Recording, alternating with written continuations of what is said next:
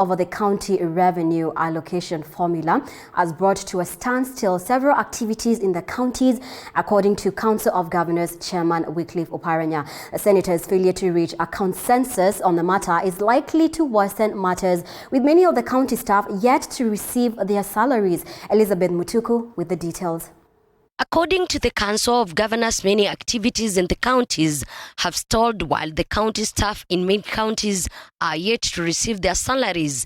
The devolved units are also at crossroads on their 2020-2021 budgets over the delay on the consensus on the sharing formula. The governors are agonizing that their efforts to curb the spread of coronavirus in the counties might also be affected. That formula on allocation of resources has not been agreed upon by the Senate, meaning all county governments will be completely paralyzed without any resources to provide any service. Not just to handle the pandemic, but to deal with any service for the matter. With the senators yet to agree on the formula to be used in sharing of the 16.5 billion shillings amongst the counties, the chairman of the Council of Governors, Wycliff Oparanya, has warned that the counties might end up losing out if they don't reach an agreement. Allocated to them for the financial year 2019-2020 month of June. This means that salaries will not be paid on time, and unfortunately the fight against COVID-19 will be immensely compromised.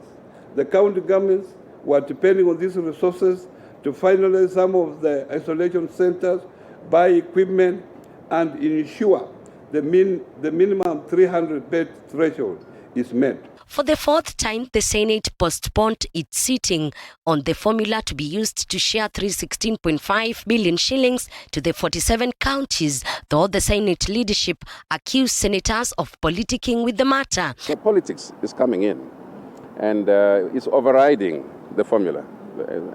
And so I just want us not to bring in people who are not members of the Senate.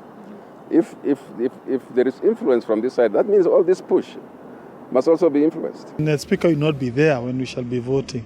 So therefore, they should not direct any anger towards him. Should be directed to their fellow colleagues. And therefore, let everyone know the government is doing its very best to ensure we have a consensus and we don't split the Senate. A proposal by Nairobi Senator Johnson Sakaja, which has received major support from senators and which is likely to be affected by the disputed third-generation formula. The parameters given priority include basic share at 20%, population at 18%, health at 17%, poverty at 14%, agriculture at 10%, and landmass at 7%. And the basic principle for negotiations going forward is that no county should lose a single cent. And that message must be very, very clear. Make sure that this us versus them idea or notion that is being peddled around stops. This country is for all of us, from Hambaswein to Migori, from Kwale to Turkana.